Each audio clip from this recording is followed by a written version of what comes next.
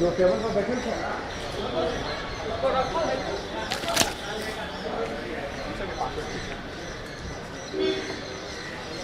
हाँ, ये गाड़ी आ जाए तो ज़्यादा अच्छा है। तो गाड़ी के बैक साइड में नहीं, इज ओके, बैक साइड में भी है। बैक साइड जाके बाइक दे दो जब तक आप नहीं, अच्छा।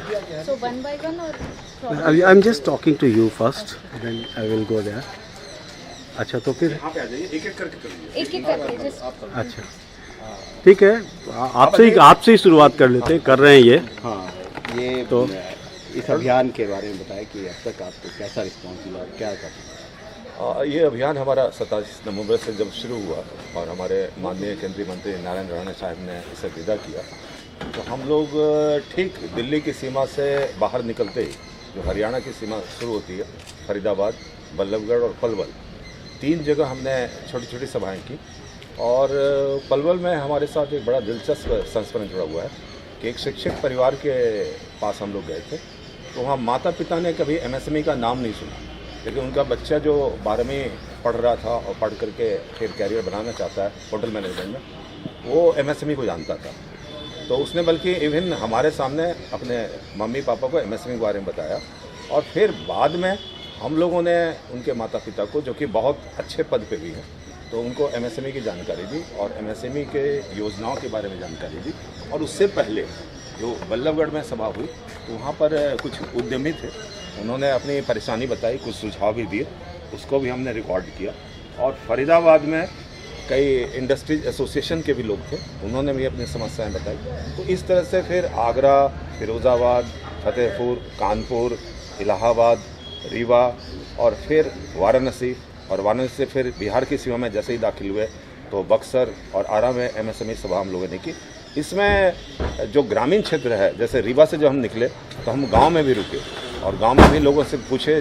खास करके हमें ये बड़ा एक अजीबोगरीब सिचुएशन लगा कि जो युवा जो आईटीआई भी कर रहे हैं, लेकिन उन्हें एमएसएमई के बारे में नहीं पता है।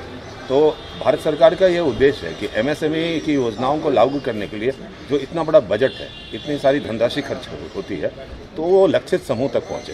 तो हम लोगों ने, हमारे डॉक्टर हरीश यादव जो असिस्टेंट डायरेक्टर हैं और हमारे इस एमएसएमई अभियान दल के सदस्य हैं, उन्होंने उन लोगों को योजनाओं के बारे में बताया। और हमारी मंजरी मैडम हैं, ये यूथ विंग को रिप्रेजेंट कर रही हैं और युवाओं को प्रोत्साहित कर रही हैं। तो इस तरह से मिश्रित संस्मरण है हमारा, लेकिन हमें संतोष इस बात का है कि आज़ादी का जो अमृत महोत्सव है, तो भारत सरकार एमएसएमई मंत्रालय जो इस तरह से हमें अवसर दिया अमृत महोत्सव बनाने का, तो इससे हमें एक ये महसूस हो रहा है कि वास्तव में जो एक मकसद है भारत सरकार का या केंद्र सरकार का या इस देश का, कि सरकारी योजनाओं को जन जन तक पहुंचाया जाए, और इसके लिए हमारा चुनाव हुआ है, तो इसके लिए हम अपने आप को भाग्यशाली मानते हैं। धन्यवाद, नमस्कार। अपना नाम और डेजिग्नेशन। मेरा नाम हुआ हरेंद्र प्रताप सिंह और मैं उप निदेशक प्रचार हूँ। और हमारे एमएसएमई मंत्रालय की एक पत्रिका निकलती है, मासिक पत्रिका लघु उद्योग समाचार, मैं उसका मुख्य संपादक हूँ। और हमारे इस अभियान दल में एक प्राइवेट प्रतिभागी के रूप में पूरे देश से युवाओं को आमंत्रित किया गया था इसमें भाग लेने के लिए। तो ये चयनित हुई हैं मंजरी जी, और आपके लिए सौभाग्य की बात है कि बिहार से ही बिलोंग करती हैं। डॉक्टर हरीश यादव जो इकोनॉमिक्स बैकग्राउंड के हैं और इकोनॉमिक इन्वेस्टिगेशन ट्रेड के हैं, तो ये आर्थिक पक्ष पे बहुत अच्छी जानकारी देते हैं। और ये हमारे प्रवीण धुर्वे जी हैं, जो हमारे इस टीम के, समझिए एक तरह से कहूँ कि बड़े महत्वपूर्ण अंग हैं, चूँकि ये हमारे मंत्रालय की एक संस्था है इडमी, उसमें ये सीनियर फैकल्टी हैं, वहाँ के बच्चों को ये एनिमेशन पढ़ाते हैं।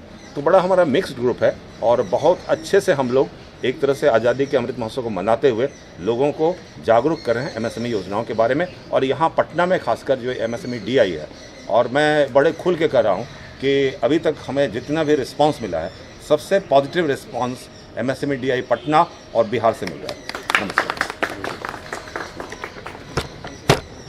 करना है तो आप कर लो पहले, है ना? आप कर लो, हाँ आप कर लो।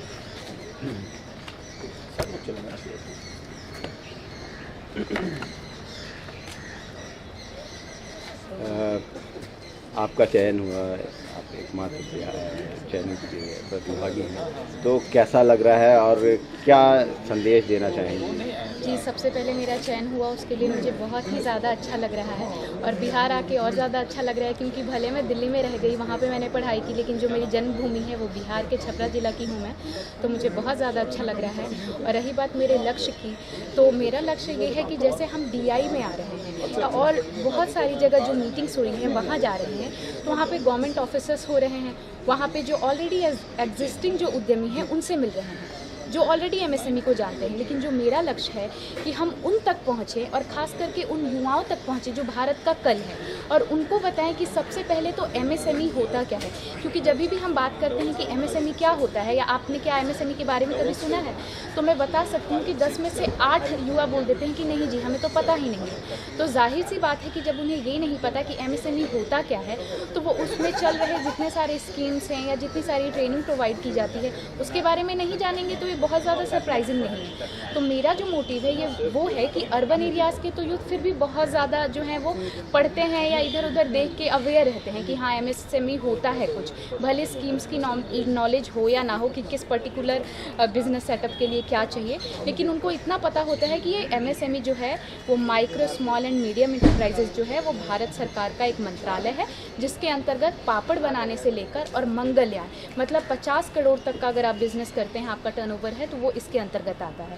तो मैं उन ग्रामीण युवाओं तक जाके ये सूचना देना चाहती हूँ कि आपके पास बस 2 अवसर ही नहीं है कि एक या तो सरकारी नौकरी करें या एक प्राइवेट नौकरी करें। मैं उनको ये बताना चाहती हूँ कि इन 2 अवसरों के साथ आपके पास एक तीसरा भी अवसर है, और वो है कि आप आत्मनिर्भर बने। आप रोजगार लेने वालों की भीड़ में जाके खड़े नहीं हो और बेरोजगारी जैसे कीड़े को और नहीं बढ़ाएं। आप खुद एक एंटरप्रेन्योर बने, अपने पैरों पे खड़े हों और अपने साथ साथ 10 और लोगों को नौकरी दे सके, क्योंकि जनसंख्या बढ़ रहा है तो बेरोजगारी का दर है वो और ज़्यादा बढ़ेगा।